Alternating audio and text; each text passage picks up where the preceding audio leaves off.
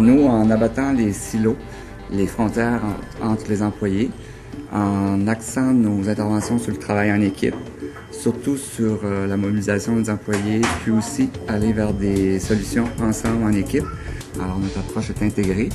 On est parti de la gestion des risques, toutes les normes en agrément des organismes et à travers la compétence des employés, on a bonifié notre programme à l'interne dans l'organisation.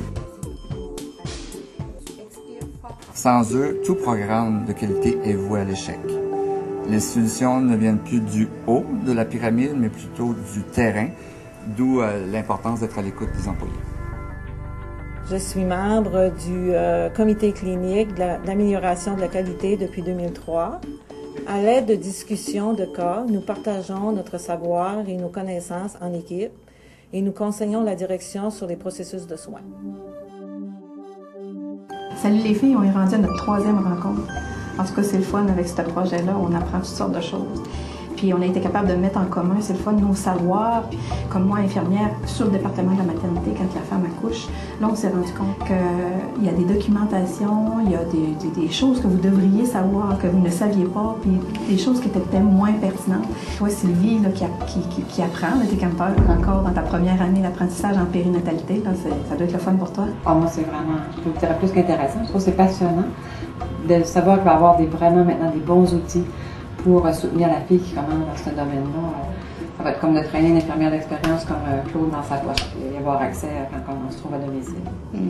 Ben moi, finalement, ce que je trouve intéressant, c'est que les expériences que j'ai pu acquérir avec les années qui sont pas externes, c'est-à-dire qui sont pas visibles à l'œil nu, finalement, sont juste en dedans, que je vais pouvoir, à travers ce document-là, à travers ces outils-là, laisser un petit peu de moi-même, une petite trace, et ne pas mourir complètement quand je vais partir.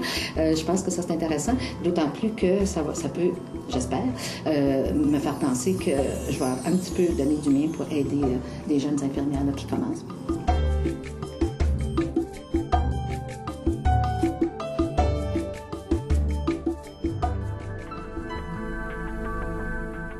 À l'intérieur d'une organisation prenante, la communication, c'est super important.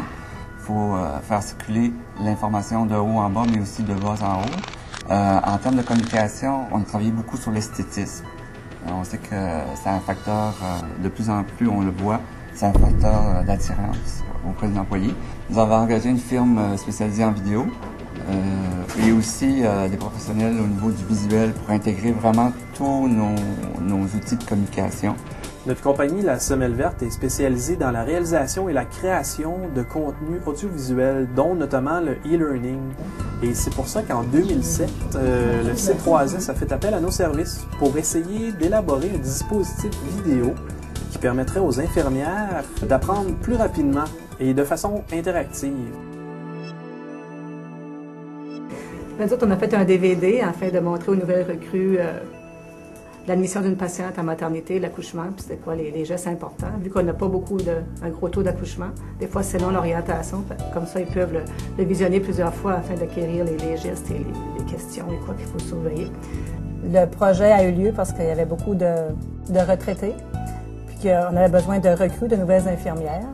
Puis les infirmières qui commencent à être orientées à maternité ont moins d'expérience que quand moi j'ai commencé, c'est-à-dire qu'ils sortent de l'école, peuvent commencer tout de suite ou un an ou deux après. Puis on avait besoin qu'ils soient prêts à travailler vite, avec compétence. Donc c'est ça, c'est des techniques de soins qui inquiètent beaucoup les infirmières qui ont à les utiliser parce qu'on peut être des longues périodes sans avoir à utiliser cette technologie-là. Donc on a développé là, une amie virtuelle où on a regroupé les meilleures pratiques et les techniques particulières, que ce soit comment gérer la pompe, l'appareil qui dispense les antibiotiques intraveineux, les alarmes qu'on peut avoir. On a même filmé là, le médecin radiologiste quand il installe le dispositif. Donc, les infirmières peuvent s'y référer. C'est un aide rapide, c'est un aide visuelle aussi qui transporte avec eux parce que la technique est toute transférée sur un petit iPod qu'ils peuvent utiliser un peu n'importe où. Le projet de la pompe Plum facilite le juste à temps, juste assez.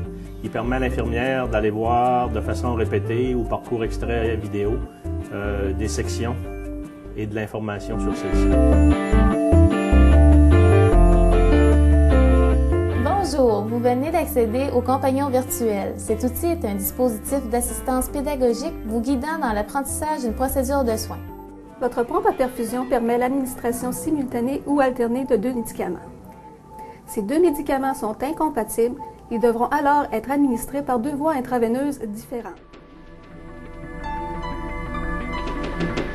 Nous avons réalisé un petit livret de poche, qui se nomme Conseil d'experts en soins intensifs. Vraiment, c'est quelque chose qu'on est en urgence, j'ai besoin de savoir tout de suite une donnée, j'y vais, puis c'est rapide. Au bloc opératoire, nous avons expérimenté une technique de transfert de connaissances à partir d'images. Par la suite, nous avons tenté de débusquer les savoirs de ces mêmes infirmières à partir des images recueillies et les avons comparées aux normes de pratique.